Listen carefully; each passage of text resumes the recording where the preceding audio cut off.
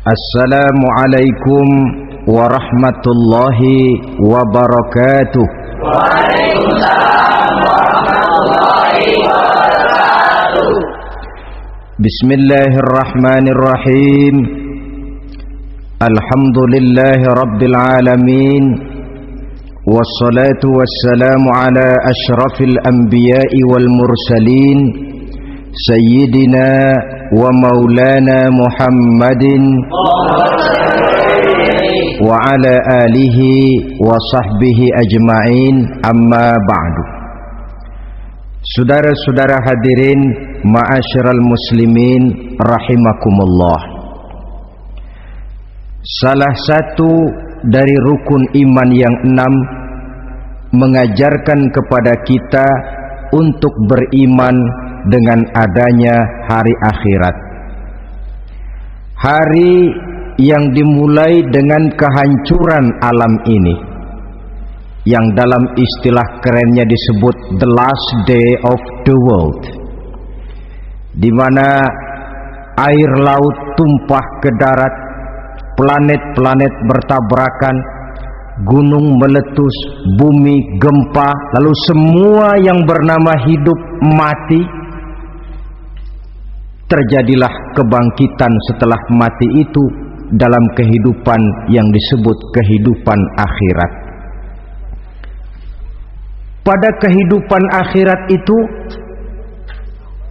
Allah jelaskan dalam surah Abasa ayat 34, Yauma yafirrul mar'u min akhihi wa ummihi wa abihi wa sahibatihi wa banihi likulli imri'in minhum yawma idzin sya'nun yughnih. Hari di mana setiap orang akan lari dari saudaranya, dari ibunya dan bapaknya, dari istrinya dan anak-anaknya.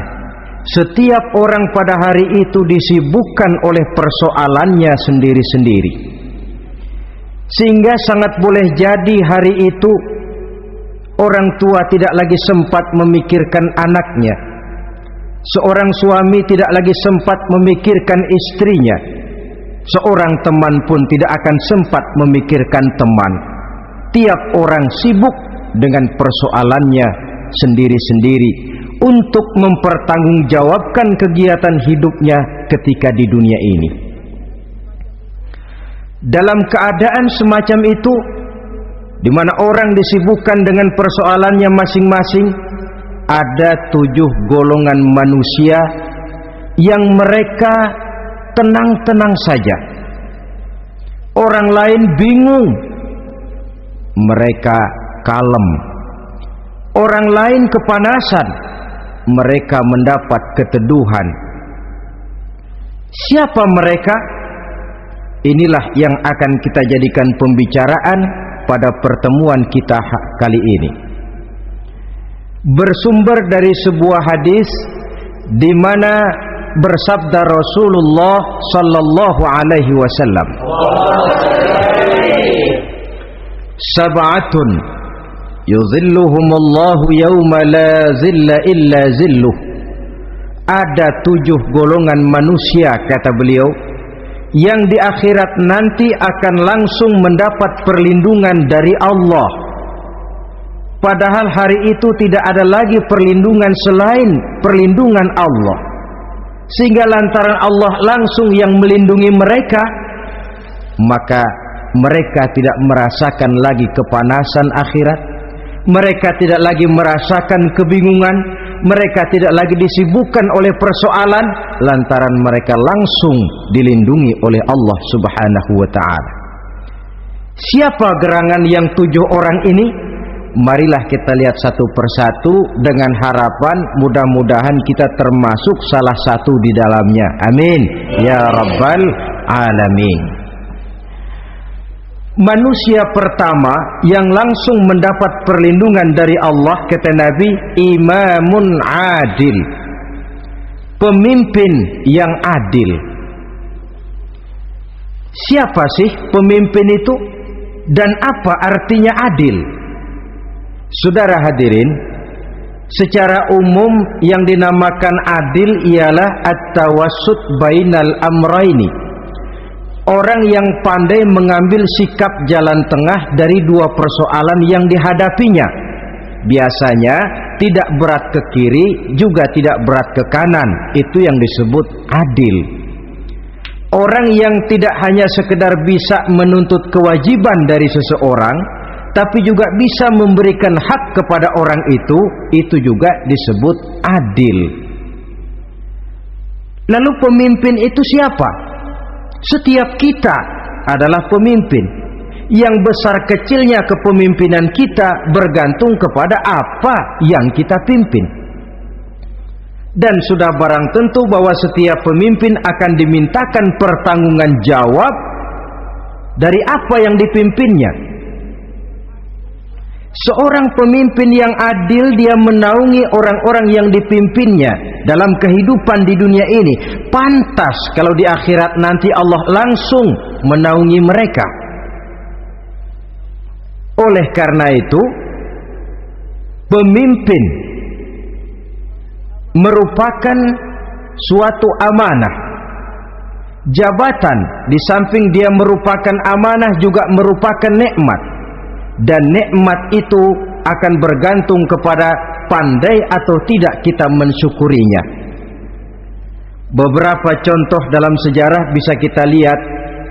Seorang bernama Umar bin Abdul Aziz, pada saat beliau secara aklamasi dipilih menjadi pemimpin, menjadi presiden, ucapan yang pertama keluar dari mulutnya, inna lillahi wa inna ilaihi raji'un.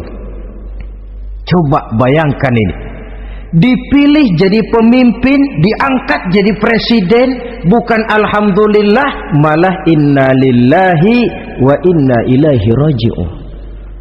Kenapa? Dia anggap jabatan itu adalah amanah. Menyia-nyiakan amanah berarti khianat, dan khianat ini adalah dosa besar. Pantaslah kalau Allah Subhanahu wa taala memperingatkan, nikmat bisa saja berubah menjadi azab kalau kita tidak pandai mensyukurinya. La in syakartum la azidannakum wa la in kafartum inna azabi lasyadid. Kalau kamu pandai bersyukur, aku tambah nikmatku. Tapi kalau kamu tidak pandai bersyukur, kamu ingkar, kamu lupakan nikmat Allah, awas, azabku amat pedih, kata Allah. Jadi berdasarkan logika dari ayat ini bisa kita katakan, orang kaya, ada orang kaya nggak di sini? Banyak. Ada orang kaya nggak? Yang kaya tolong dengerin. Orang kaya itu bisa masuk surga karena hartanya, pun orang kaya banyak yang masuk neraka juga gara-gara hartanya. Tergantung syukur apa tidak syukur. Orang alim, ada yang alim di sini? Ada. Tolong dengerin orang alim, yang ustadz, yang kiai. Orang alim bisa saja masuk surga karena ilmunya, dan orang alim pun bisa masuk neraka karena ilmunya. Pejabat, ada pejabat? Banyak. Pejabat itu bisa masuk surga karena jabatannya, pun pejabat itu bisa masuk neraka karena jabatannya, bergantung syukur apa tidak. Kalau ada orang kaya, hartanya didapat dari jalan yang halal, berusaha menurut yang disyariatkan oleh Allah, lalu hartanya itu tidak cuma untuk ditumpuk 7 turunan, namun juga berfungsi sosial. Dia bantu pembangunan masjid, dia makmurkan majelis taklim, dia santuni yatim piatu. Orang kaya macam itu dengan hartanya insya Allah bisa sampai ke surga. Tapi kalau ada orang kaya, hartanya didapat dari segala macam cara, asal harta tercapai segala cara halal, perlu jilat atas, perlu injak bawah, perlu sikut kiri kanan. Setelah dapat harta lalu pelitnya 17 setan. Tidak mau zakat, infak, apatah lagi sedekah. Orang kaya macam itu dengan hartanya bisa masuk neraka. Na'udzubillah min. Ada orang alim, dengan ilmunya dia bimbing umat. Dia katakan yang halal itu halal, yang haram itu haram. Dia katakan yang hak itu adalah hak, yang batil adalah batil. Dia tidak peduli apapun resikonya. Orang alim semacam itu dengan ilmunya bisa sampai ke surga. Tapi kalau ada orang alim dengan ilmunya dia malah membodoh-bodohi orang yang memang sudah bodoh. Yang halal dibilang haram, yang haram dibikin remeng-remeng. Menjadi penjilat ke sana kemari. Orang alim semacam itu bisa masuk neraka karena ilmunya. Begitu juga pejabat, pemimpin. Kalau dengan jabatannya sebagai pemimpin dia berlaku adil, menaungi rakyatnya. Orang besar salah dihukum, orang kecil salah juga dihukum. Tidak hanya pandai menuntut kewajiban, tapi juga pandai memberikan hak. Pemimpin yang adil semacam ini mensyukuri nikmatnya jabatannya, dia bisa sampai ke surga karena jabatannya. Tapi kalau dengan jabatannya dia berlaku sewenang-wenang, yang besar salah didiamkan, yang kecil salah segera ditegakkan hukum, hanya pandai menuntut kewajiban dari rakyatnya tapi tidak pandai memberikan hak, maka pemimpin semacam ini lantaran tidak pandai mensyukuri nikmat, bisa saja nikmat itu berubah menjadi azab. Oleh karena itu saudara-saudara, pemimpin menaungi rakyat, pantas kalau di akhirat nanti Allah langsung menaungi beliau. Siapa pemimpin? Tiap kita. Bapak pemimpin di rumah tangganya, ibu pemimpin bagi anak-anaknya, Pak Lurah memimpin di kelurahannya, Pak Camat memimpin di kecamatannya, pemuda pemimpin bagi dirinya sendiri, akan dimintakan pertanggungan jawab. Kalian para remaja yang hadir di sini memimpin dirimu sendiri. Kau akan ditanya, tanganmu kau lebih banyak gunakan buat apa? Kakimu lebih banyak kau bawa jalan kemana? Lidahmu lebih banyak membicarakan apa? Dan hari pertanggungan jawab nanti kalian jangan berharap akan ada saksi dari luar. Saksinya anggota badan kita sendiri.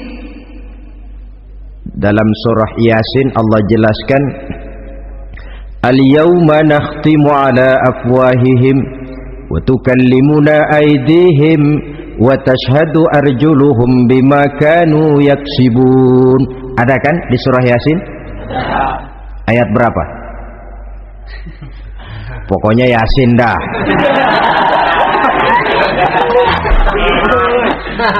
Daripada repot-repot, pokoknya Yasin gitu aja biar urusan lancar.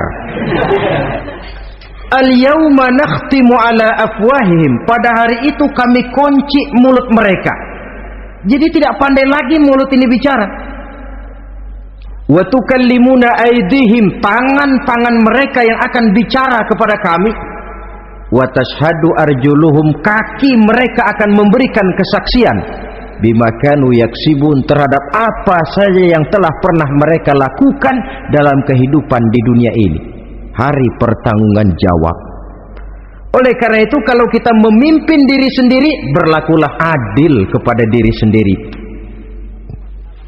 Nah, lalu masalahnya memang kita mesti adil kepada siapa saja sih? Ada 3 hal pokok yang kita harus berlaku adil.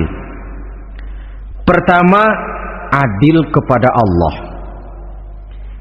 Yang kedua, adil kepada sesama makhluk. Dan yang ketiga, adil kepada diri sendiri.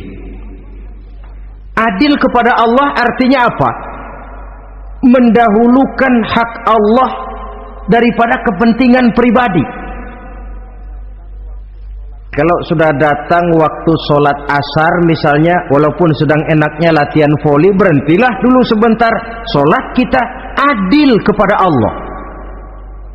Adil kenapa? Dalam contohnya dengan sholat misalnya,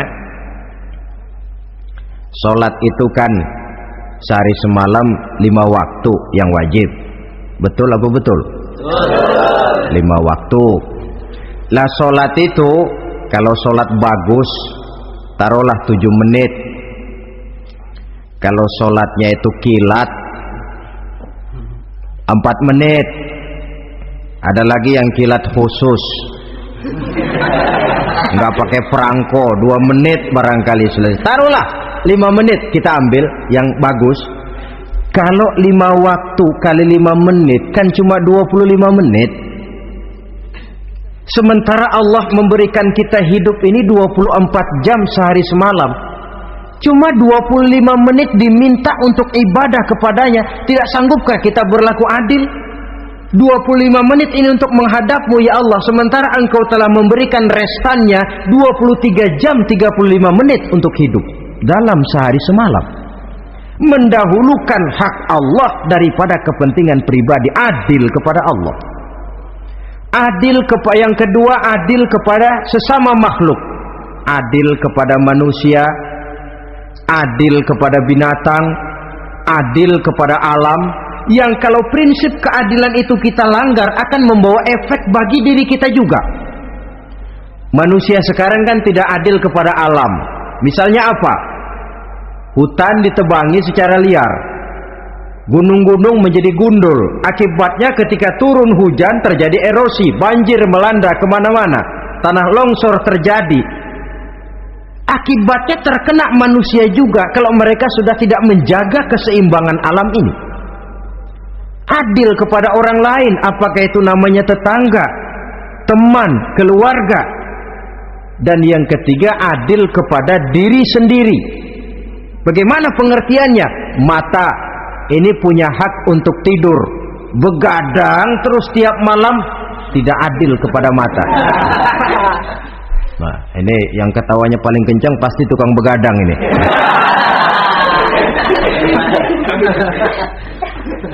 Perut ini punya hak untuk tidur, puasa saja siang malam, mengurangi hak perut. Adil kepada diri sendiri.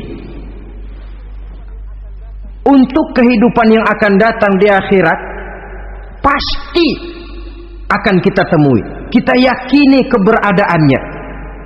Yang oleh karena itu, kalau kebetulan kita ini adalah pemimpin, sekurang-kurangnya pemimpin bagi diri sendiri, marilah kita berusaha menjadi pemimpin yang adil, supaya nanti di akhirat Allah Subhanahu wa ta'ala memberikan perlindungan langsung kepada kita. Amin ya rabbal alamin.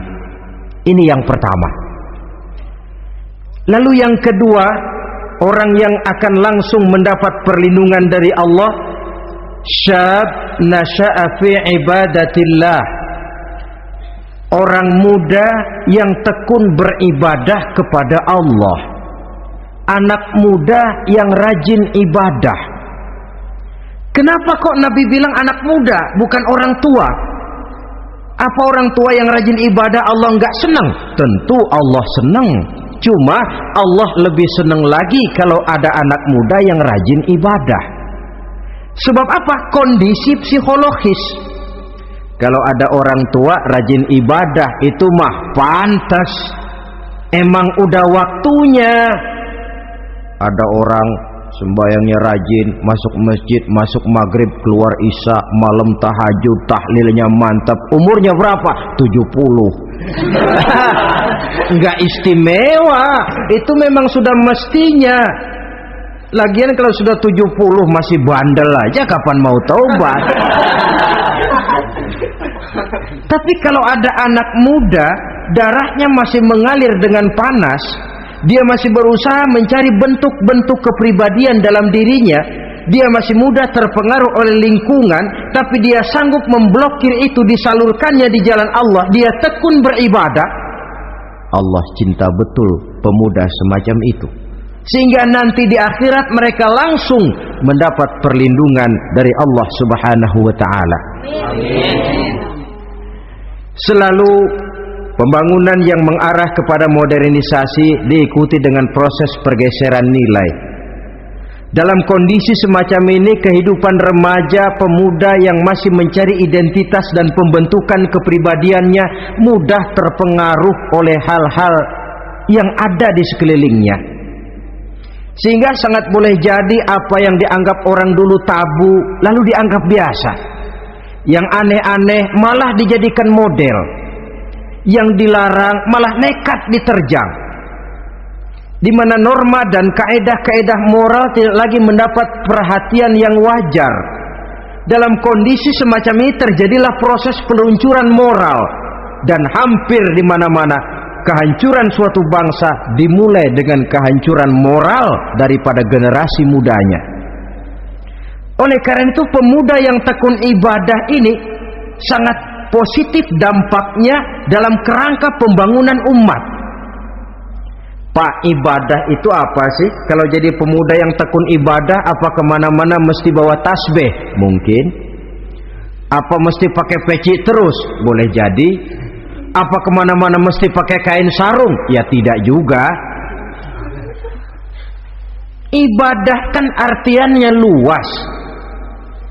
Segala perbuatan yang diperintah dan karenanya bertujuan mencapai ridho Allah, itu bernama ibadah. Kalian remaja berangkat menuntut ilmu, pergi pagi pulang siang, membekali diri menuntut ilmu, itu ibadah. Kalian pulang ke rumah, ibu bapak memerintah taat kepada orang tua, ibadah. Membersihkan lingkungan, ibadah. Bahkan jaga di waktu malam pun kalau untuk dengan niat bismillah, saya jaga malam ini untuk ketenangan rakyat supaya mereka tekun dan tenang melaksanakan ibadah, itu tercatat sebagai amal soleh yang bernilai ibadah. Jadi tidak cuma sekedar sujud, tidak cuma sekedar baca Quran, seluruh aspek kehidupan manusia yang diperintah Allah dan yang bertujuan mencari ridho Allah itu bernilai ibadah. Pemuda yang tekun melaksanakan ibadah kepada Allah, apalagi terutama adik-adik remaja yang hadir pada kesempatan ini, masa muda itu masa yang paling indah memang. Sampai orang Kulon bilang there is not delightful memorize. Ya barat itu kan Kulon. Saya lebih senang pakai orang Kulon saja. There is not delightful memorize and then the youth moment. Bahwa tidak ada masa yang lebih indah selain masa muda. Tapi masa muda yang katanya indah itu sebentar. Sebentar sekali. Kalau kita tidak pandai memanfaatkannya dengan sebaik-baiknya, boleh jadi dia akan hilang tanpa sesuatu yang ada artinya buat hari depan. Dan hari depan itu sebagian besar ditentukan oleh masa muda sekarang ini.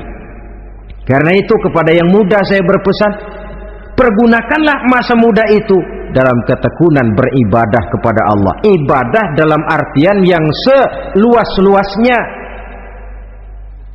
Jangan seperti pepatah orang itu, kelapa muda katanya kupas-kupasin, kelapa tua tinggal batoknya. Selagi muda puas-puasin, udah tua tinggal bongkoknya.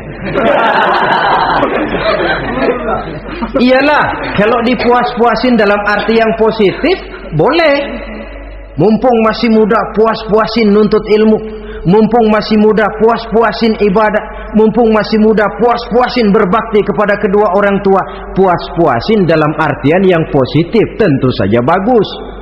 Tapi kalau puas-puasin dalam arti menghambur umur untuk sesuatu yang mubazir, bergadang di pinggir-pinggir jalan, lalu mulai berkenalan dengan morfin, narkotik, ganja, terperangkap oleh budaya-budaya modern yang menyesatkan, terpancing oleh model-model baru yang kelihatannya menarik tapi sebenarnya tidak bermanfaat, entah pada akhirnya akan mendatangkan penyesalan kepada kita saja.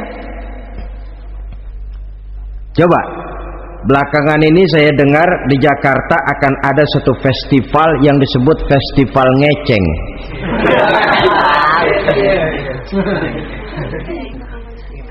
Ngeceng ini kalau bahasa gampangnya nampang. Jadi itu biasanya muda-mudi diri di pinggir-pinggir jalan, pakai kacamata hitam, pakaian warna-warni, rambut dicat sedemikian rupa supaya menarik perhatian. Mereka diri di pinggir-pinggir jalan, nampang, istilah ngepopnya ngeceng katanya. Oh, ini mau diadakan festival, secara langsung atau tidak, festival ini kan mempopulerkan ngeceng jadinya. Yang tadinya orang awam nggak kenal, lantaran diangkat ke permukaan jadi terkenal. Kalau sudah terkenal lalu jadi mode, kalau sudah jadi mode, latahan. Boleh jadi nanti akhirnya ngeceng masuk desa. Bukan cuma sekedar ABRI masuk desa, bukan cuma sekedar koran masuk desa, ngeceng pun bisa saja masuk desa.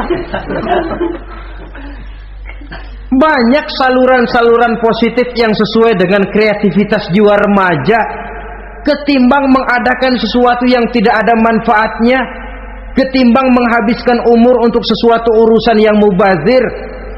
Sedangkan umur bukan jatah gratis tanpa batas waktu, ada pertanggungan jawab. Umurmu kau habiskan di mana, masa mudamu kau selesaikan di mana, itu akan dimintakan pertanggungan jawab. Nah, pemuda yang tekun ibadah kepada Allah, dampak positifnya apa? Dia punya sandaran vertikal kepada Allah. Jiwanya besar, jiwanya mandiri. Dan ini yang kita perlukan, pemuda yang siap jadi pelopor, bukan pengekor. Pemuda yang sanggup mandiri dan bukan membanggakan keturunan leluhurnya. Kata pepatah, wa khairun nasi dzu syarafin qadimin aqama li nafsihi syarafan jadida wa syarrun nasi dzu khumulin idza fakhartahum zakarul jaduda. Generasi yang baik adalah generasi yang punya kejayaan masa lalu, dan buat mereka sendiri mereka mampu mendirikan kejayaan yang baru. Artinya nenek moyangnya memang orang-orang terhormat, tapi dia mampu mandiri mendirikan kehormatan itu bagi pribadinya. Sebaliknya, generasi yang paling jelek adalah generasi pemalas, yang kalau orang lain kelihatan lebih hebat, dia sebut-sebut nenek moyangnya. Lu sih belum apa-apa, bapak gua dong, bapak gua katanya. Lu sih belum apa-apa, om saya dong, tante saya dong.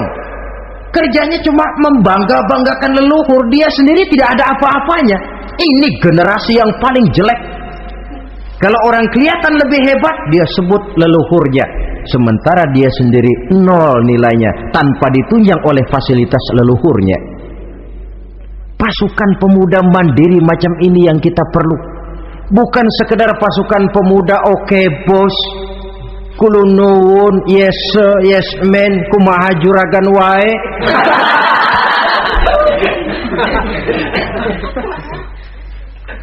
Dan terus terang kita miskin dengan pemuda yang mandiri, yang punya kepribadian, yang berani berkata ya terhadap yang benar dan berani berkata tidak terhadap yang tidak benar. Dari mana ini didapat? Sandaran vertikal dalam bentuk ibadah kepada Allah akan memantapkan jiwa, membersihkan hati, sehingga dia akan berfungsi seperti radar. Sandaran vertikalnya cuma kepada Allah. Inilah dampak positifnya.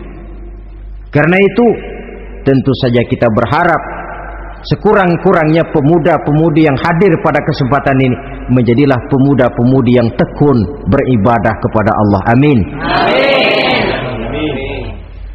Nah, baiklah ya, itu tadi yang kedua. Kita lanjutkan sekarang yang ketiga, orang yang akan langsung mendapat perlindungan dari Allah. Kata Nabi, rajulun qalbuhu mu'allakun bil masjidi. Seseorang yang hatinya selalu terpaut kepada masjid. Apa arti terpaut kepada masjid ini? Apa orang yang gak pernah keluar-keluar dari masjid? Tentu saja bukan. Apa gunanya di dalam masjid terus kalau kerjanya cuma tidur doang? Maksud terpaut kepada masjid ini, hatinya selalu berpikir bagaimana memakmurkan masjid. Jasadnya boleh saja ada di kantor, boleh saja ada di pasar, boleh ada di sawah, boleh ada di ladang, tetapi hasil daripada usahanya dia lalu berpikir bagaimana memakmurkan masjid. Sebab apa? Masjid merupakan center of activity, pusat daripada kegiatan umat. Kalau kita lihat fungsi masjid di zaman Rasul, Di masjid beliau berdakwah, di masjid beliau mengatur negara, di masjid beliau mengadakan perundingan, di masjid beliau bermusyawarah dengan para sahabat. Pusat daripada kegiatan umat. Dan memakmurkan masjid ini dasarnya tidak lain karena iman kepada Allah. Prinsipnya bagaimana kita menghidupkan masjid dan bukan mencari hidup di masjid. Kalau sudah prinsipnya dibalik, bukan menghidupkan masjid tetapi mencari hidup di masjid, saya khawatir masjid akan ambruk. Nyatanya kadang-kadang masjid kita ini fungsinya belum maksimal. Kadang-kadang ada kok masjid yang bukanya cuma seminggu sekali. Jumat pagi jam 9 masjid buka, Jumat jam 2 tutup, buka-buka lagi Jumat depan. Seminggu sekali. Kelemahan lainnya manajemen masjid. Terus terang sajalah kita bicara. Kadang-kadang pengelolaannya ketua masjid bapaknya, khotib mantunya, sekretaris ponakannya, imam Bilal cucunya. Gak ada orang lainnya. Ya kalau bagus kepengurusannya tidak apalah. Tapi kadang-kadang kelemahannya ialah bagaimana menciptakan manajemen masjid yang baik sehingga masjid bisa berfungsi sebagaimana fungsinya di zaman Rasulullah sallallahu alaihi wasallam. Apalagi belakangan ini ada kecenderungan yang membuat kita optimis, gembira. Remaja, pemuda, pemudi mulai gemar datang ke masjid, berkumpul membentuk remaja masjid, remaja musola, mengadakan kegiatan majelis taklim yang mingguan, yang bulanan, aksi sosial yang semuanya bermuara dari kehidupan masjid. Sesuatu yang menggembirakan. Dan sudah sepatutnya para pengelola masjid membuka pintu untuk bisa mengatur masjid menurut manajemen yang diharapkan oleh umat. Karena bagaimanapun di masjid dua jalur komunikasi, bahasa kerennya two-way traffic communication, itu bisa kita laksanakan, yaitu hablum minallah wa hablum minan nas. Berhubungan kepada Allah dan berhubungan kepada sesama manusia bisa terlaksana di masjid. Berhubungan dengan Allah jelas saja lewat sholat misalnya. Berhubungan dengan sesama manusia jelas saja lewat musyawarah, lewat majelis taklim, lewat kegiatan-kegiatan yang mensyiarkan agama. Dan begitu selanjutnya. Saudara hadirin yang saya hormati, memakmurkan masjid sebagai rumah Allah. Sebab dalam hadis kursi Allah katakan, inna buyuti fil ardi al masajid wa inna zuwari fiha ummaruha. Rumahku di permukaan bumi adalah masjid-masjid, kata Allah. Dan orang-orang yang memakmurkan masjid, orang yang datang ke masjid adalah tetamuku. Kalau Allah memerintahkan kita menghormati tamu, tentu Allah lebih tahu bagaimana menghormati tamunya sendiri. Allah mengajarkan kita, hormatilah tamumu. Sekarang kita yang menjadi tamunya Allah dengan datang ke masjid, dengan memakmurkan masjid, Allah lebih tahu menghormati tamunya. Ini yang ketiga. Yang keempat, hadirin, orang yang langsung mendapat perlindungan dari Allah itu rajulani tahabba fillahi ijtama'a alaihi wa tafarraqa alaihi. Dua orang yang menjalin persaudaraan, yang bertemu dan berpisah karena Allah, bersaudara karena Allah, bukan karena orang punya pangkat tinggi lalu kita temani, bukan karena orang kaya lalu kita dekati, tetapi karena Allah. Kau di jalan Allah, mari kau saudara saya. Kau keluar dari jalan Allah, maaf sajalah, bawalah dirimu sendiri, saya akan membawa diri saya. Lebih baik sendiri daripada berteman jahat. Berdua memang lebih baik daripada sendiri, tapi sendiri lebih baik daripada berteman jahat. Maksudnya apa ini?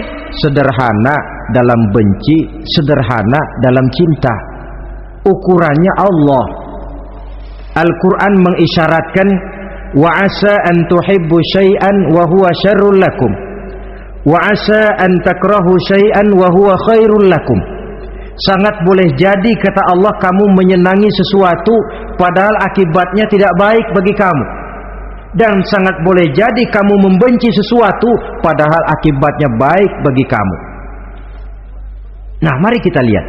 Kalau orang bersaudara cuma karena temannya itu punya pangkat tinggi, saya yakin kalau temannya pensiun, persaudaraannya akan selesai sampai di situ.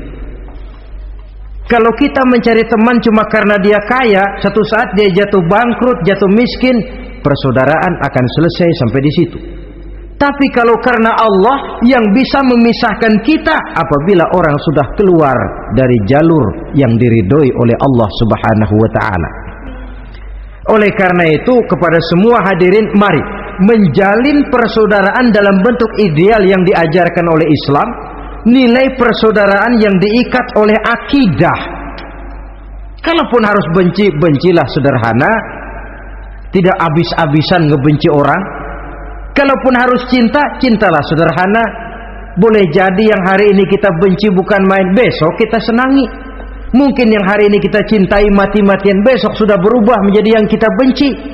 Sederhana saja, tidak usah berlebih-lebihan.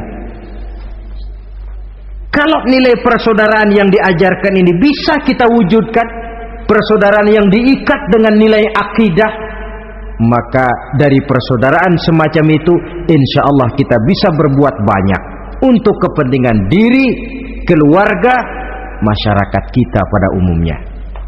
Ini kelompok yang keempat. Orang kelima yang nanti langsung mendapat perlindungan Allah, rajulun da'athum ra'atun zatu mansibin wa jamalin ila nafsiha faqala inni akhafullaha rabbal alamin. Seorang laki-laki, kata Nabi, yang dipanggil oleh perempuan cantik. Laki-laki normal dipanggil oleh perempuan cantik. Untuk apa? Diajak melakukan perbuatan yang negatif. Tidak ada orang yang tahu, tempatnya sepi. Apa yang terjadi? Orang ini berkata, inni akhafullaha rabbal alamin. Maaf saja, saya takut kepada Allah. Orang yang bermoral nanti di akhirat langsung dilindungi oleh Allah, tidak mudah jatuh oleh bujuk rayu, tidak mudah terpesona oleh wajah-wajah yang menggiurkan. Seperti dalam sejarah yang terkenal itu Nabi Yusuf alaihi salam. Kenal kan Nabi Yusuf? Nabi Yusuf itu bekerja di istana Kitfir. Kitfir ini punya istri namanya Zulaikha. Orangnya cantik. Diam-diam Zulaikha ini rupanya naksir sama Yusuf. Satu hari suaminya tidak ada di rumah, pintu dikunci-kunciin. Setelah pintu semua terkunci, dia panggil Nabi Yusuf, "Hai Talak, Yusuf, sini." Kata Yusuf, "Mau ngapain?" "Pokoknya sini." "Iya, mau ngapain?" "Iya, kayak orang-orang, ngapain sih?"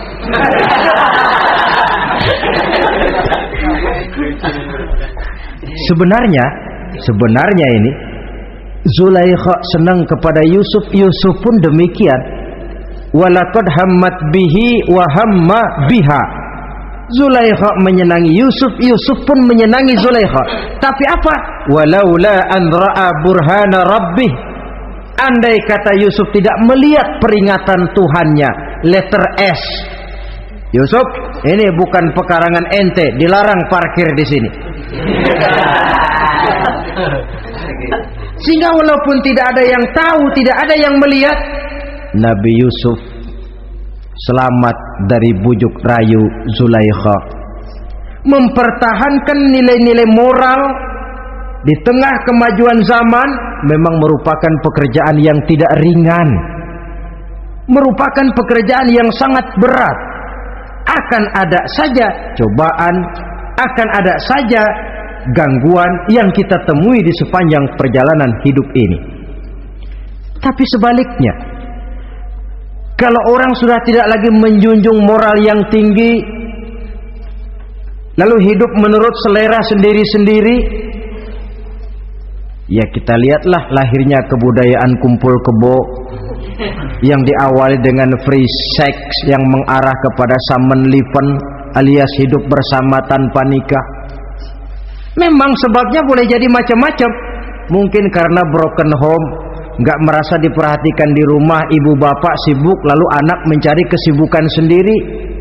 Mungkin karena tekanan ekonomi dalam kehidupan miskin, lalu ada yang menawarkan kerjaan, tidak taunya malah dilemparkan ke lembah hitam. Mungkin juga karena pengaruh pergaulan dari lingkungan baik-baik lalu berteman dengan yang tidak baik, hanyut ditelan arus pergaulan. Mungkin juga pengaruh kebudayaan yang dia tonton, buku yang dia baca, film yang dia lihat, ikut mewarnai dan membentuk kepribadiannya. Tapi apapun alasannya, satu hal yang jelas, semuanya berangkat dari rapuhnya pegangan orang kepada nilai-nilai agama. Sebab sumber nilai moral yang tertinggi tidak lain agama adanya. Intinya apa? Intinya tidak lain orang yang beragama itu meyakini bahwa kemanapun dia pergi, dimanapun dia berada, Allah selalu melihat yang dia lakukan. An ta'budallaha ka'annaka tarahu fa illam takun tarahu fa innahu yaraka. Begitu yang kita pelajari dalam ihsan. Engkau beribadah kepada Allah seolah-olah kau lihat Allah. Kalaupun Allah tidak kau lihat, yakinlah Allah melihatmu. Jadi kalau saya sendiri, yang kedua itu Allah. Dibujuk rayu oleh cewek cakep, ayo dah bang, gak ada orang, kita cuma berdua. Dia bilang enggak, kita enggak berdua, bertiga. Berdua bang, bertiga. Yang ketiga siapa? Lu, gue, Allah, tiga.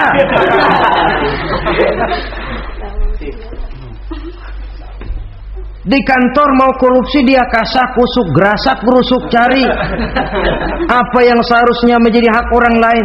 Tidak ada yang lihat, tapi dia tidak sendiri. Saya berdua. Yang kedua, Allah. Merasakan kehadiran Allah dekat dalam hidup. Nilai moral semacam ini menyelamatkan masyarakat. Pantas kalau orang semacam ini di akhirat nanti langsung mendapat perlindungan dari Allah Subhanahu wa ta'ala.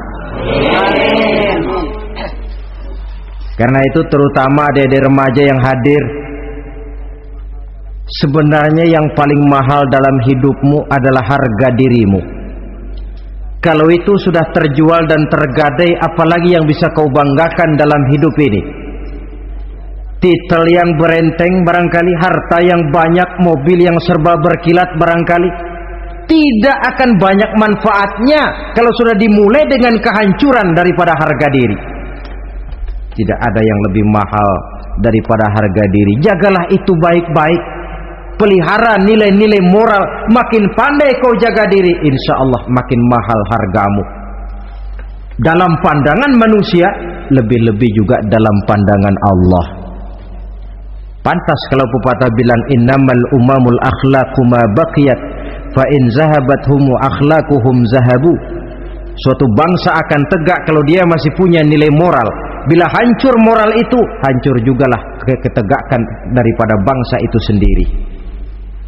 Ini yang kelima. Yang keenam, masih dua lagi. Orang keenam yang nanti akan langsung mendapat perlindungan dari Allah, rajulun zakarallaha khalian fafadat ainahu. Seseorang yang mengingat Allah dalam kesunyian, lalu berlinang air matanya. Tengah malam dia bangun, bertahajud dia kepada Allah. Gemersik tikar tersentuh tangan, laksana lambaian tangan malaikat maut nak datang merenggut nyawa. Terbayang segala dosa dan kesalahan, tergambar semua kekeliruan yang dilakukan dalam hidup. Lalu air mata pun tanpa terasa berurai membasahi pipi. Orang yang mengingat Allah dalam kesunyian. Saudara, tidak ada orangnya itu yang tidak punya dosa. Coba saya mau tanya, yang kumpul di sini ada nggak orangnya yang nggak punya dosa? Tidak ada. Dan memang orang yang baik itu bukan orang yang tidak punya dosa, sebab tidak ada orang yang tidak punya dosa. Orang yang baik adalah orang yang apabila dia melakukan dosa, dia segera sadar, dijadikannya itu sebagai pelajaran untuk tidak diulanginya lagi pada masa yang akan datang. Dengan kata lain, mengingat Allah dalam kesunyian itu artinya bertaubat. Ini kan anak muda sekarang nih, kalau diajak bicara taubat, taubat mah urusan 70 ke atas, Pak. Kita ini masih lama. Padahal masalah taubat bukan masalah tua. Masalah taubat adalah masalah dosa, dan masalah dosa adalah masalah manusia sejak dia akil balik sampai dengan kehidupannya yang sekarang. Sengaja atau tidak, besar atau kecil, ringan atau berat, tiap kita mesti mempunyai yang namanya dosa. Allah Maha penerima taubat sepanjang nafas belum sampai di kerongkongan. Jikalau nafas sudah sampai di tenggorokan, baru kita mau melaksanakan yang namanya taubat. Kasihlah itu.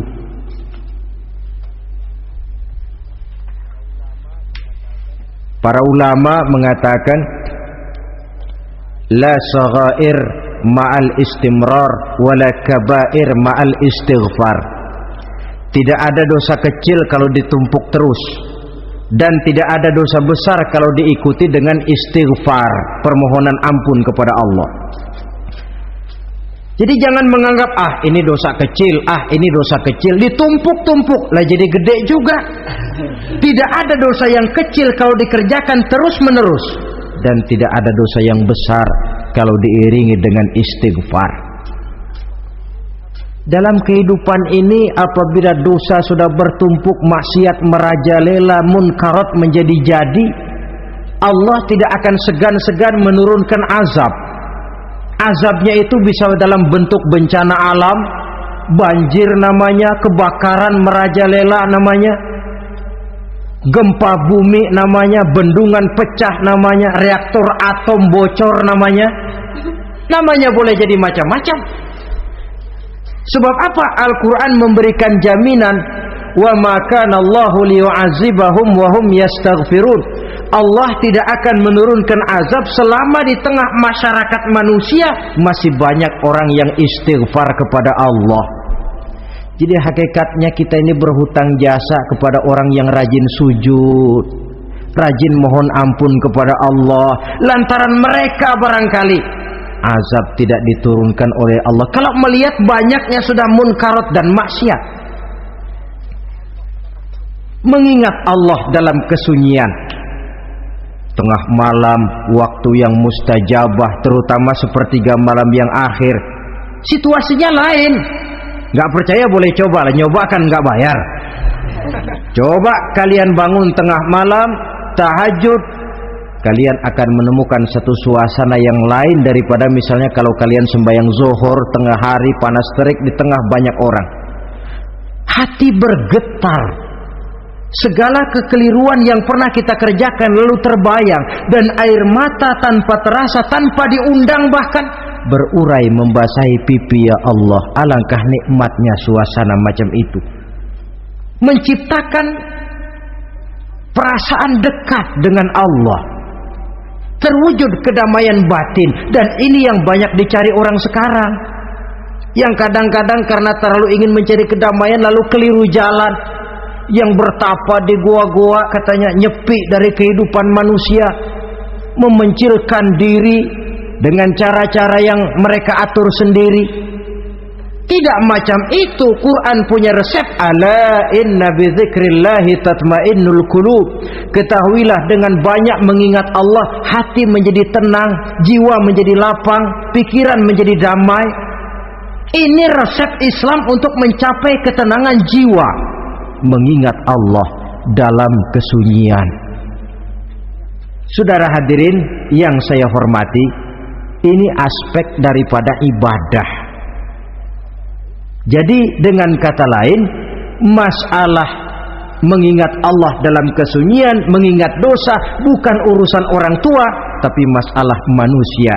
Siapapun adanya, sejak dia akil balik, mesti entah kecil besar, entah sedikit entah banyak, ada kesalahan yang dilakukannya. Karena itu, kalau kita masih diberikan kesempatan untuk hidup, artinya Allah masih memberikan kesempatan kepada kita untuk memperbaiki diri. Nanti kalau sudah sangkakala ditiup, alam hancur seperti yang saya jelaskan di awal tadi, sudah tidak sempat lagi, yang tinggal menyesal. Ada yang meratap lalu berkata, ya laitani kuntu turaba, dalam Quran. Aduh, andai kata kita bisa balik jadi tanah aja dah dulunya, jangan jadi orang. Kalau dulu kita tetap jadi tanah mah nggak tanggung jawab apa-apa. Dijadiin orang sekarang mesti tanggung jawab. Bagaimana ini? Bingung. Ada yang berkata, ma aghna anni maliyah halka anni sultaniyah. Ternyata harta yang saya bangga-banggakan tidak bawa manfaat hari ini. Ternyata jabatan yang pernah saya duduki malah merusak saya hari ini. Tinggal lagi penyesalan karena kelalaian memanfaatkan waktu hidup dalam kehidupan di dunia ini. Karena itu pandai-pandailah membagi orientasi. Ada saatnya kita sibuk tenggelam dalam berbagai urusan dunia, lain saat tenggelam dalam kefanaan dan kesunyian, membekali diri untuk kehidupan akhirat nanti. Sebentar meninggalkan dunia, rekes kepada Allah, mi'raj, naik menghadap Allah, supaya terwujud keseimbangan untuk mencapai fid dunya hasanah wa fil akhirati hasanah, kebahagiaan dan kebaikan di dunia maupun di akhirat nanti. Inilah golongan yang keenam, orang yang langsung mendapat perlindungan Allah, yang mengingat Allah dalam kesunyian. Yang ketujuh, yang terakhir, orang yang langsung mendapat perlindungan dari Allah di akhirat nanti, rajulun tasaddaqa bi sadaqatin fa akhfaha hatta la ta'lama shimaluhu ma tunfiqu yaminuhu. Seseorang yang bersedekah lalu dia ikhlas dengan sedekahnya sehingga tangan kirinya tidak tahu apa yang diberikan oleh tangan kanannya. Orang yang pemurah, orang yang menyadari bahwa apapun yang dia punya dalam hidup ini cuma sekedar titipan. Fungsinya lalu seperti keran, menyimpan air tapi untuk disalurkan lagi kepada orang yang memang memerlukannya. Alangkah nikmatnya kalau Allah memberikan kepercayaan kepada kita untuk menjadi penyalur, distributor rezeki. Kalau kita ingat kemari, berpikir ke sini, kita tidak akan sayang lagi. Enak saja yang peras keringat banting tulang cari rezeki saya, sampean datang-datang mau minta. Lah, mungkin rezeki dia tapi lewat tangan kita. Satu kehormatan dari Allah kalau kita dijadikan seperti keran, menyimpan air tapi tidak untuk dirinya sendiri, disalurkannya kepada orang-orang yang memang memerlukannya. Tidak ada orang jatuh bangkrut lantaran bersikap pemurah, dan tidak ada orang jadi kaya raya lantaran dia bakhil atau pelit bin kikir alias medit.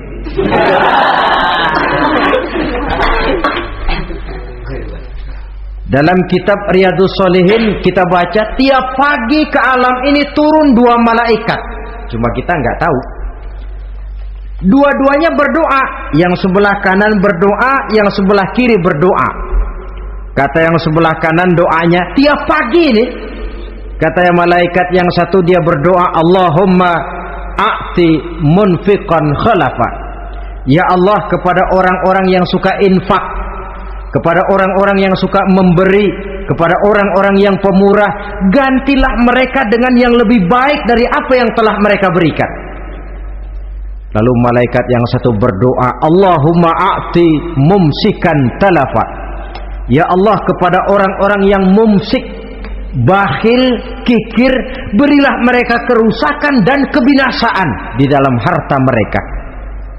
Maka lihat sajalah, orang kaya tapi pelit, ada saja jalan yang kira-kira duitnya bakalan jadi keluar, dan nggak ada pahalanya. Apa kena musibah lalu berobat sekian juta, apa kemalingan, apa ditipu orang, ada saja cara duitnya keluar yang nggak ada pahalanya. Inilah prinsipnya. Allah mencintai orang pemurah. Dalam hadis kursi, uhibbu ahlas sakha wa hubbi lil faqiri syakhi asyad. Aku cinta kepada orang yang pemurah, tapi aku lebih cinta kepada orang miskin yang pemurah. Orang kaya pemurah Allah cinta, orang miskin pemurah Allah lebih cinta. Kenapa? Nilainya lain. Orang kaya sedekah 500, orang miskin sedekah 500, sama 500-nya, tapi saya yakin pahalanya lebih besar buat si miskin. Kenapa? Buat orang kaya 500 apa artinya? Sekelebatan. Buat si miskin 500 dia mesti peras keringat banting tulang, tapi dia berani memberi seperti beraninya orang kaya. Nilai ini yang dilihat oleh Allah.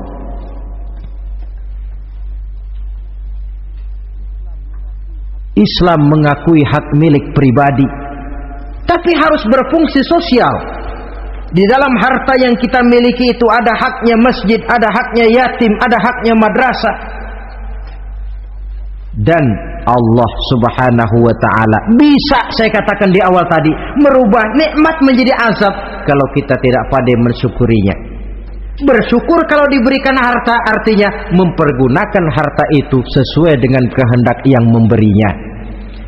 Allah memberikan harta kepada kita. Apa yang Allah kehendaki? Supaya harta itu berfungsi sosial. Milik pribadi silahkan, tapi berfungsi sosial dalam kehidupan. Kita terus terang saja, umat Islam ini bukan tidak punya potensi, tapi tidak pandai menginventarisir potensi. Apa tidak ada orang Islam yang kaya? Banyak. Yang belum banyak yang mau berbuat atas nama dan untuk kepentingan agamanya. Kalau buat pribadinya berani bukan main. Itulah yang sering diungkapkan orang, pembangunan pesantren terlunta, ya, asrama yatim piatu tidak terurus. Ada orang membangun masjid, meletakkan batu pertama sekaligus jadi batu terakhir. Setelah itu la yamutu wa la yahya, mau dibilang hidup tidak kelihatan geraknya, mau dibilang mati pun tidak ketahuan kuburannya. Kurangnya kesadaran akan arti amanah dan titipan dari Allah. Lahirlah korun-korun abad 20. Kalian tahu sejarah korun? Saking kayanya korun, kunci gudang hartanya itu saja onta yang bawa. Itu baru kunci itu. Onta yang bawa. Ketika orang tanya, "Anna laka hadza ya korun?" Hartamu begini banyak, dari mana kau dapat korun? Ya saya usaha, tidak ada hubungannya sama Tuhan katanya. Apa yang terjadi? Lantaran kekurang ajarannya melupakan nikmat, korun dan seluruh harta bendanya ditenggelamkan Allah oleh gempa bumi. Makanya orang sekarang kalau dia macul ketemu harta, apa katanya? Gue dapat harta karun. Peninggalan si korun itu barangkali dahulunya. Saudara-saudara, oleh karena itu kalau kita oleh Allah diberikan amanah berupa harta, pandailah bersyukur dan jadilah orang yang ikhlas dalam bersedekah.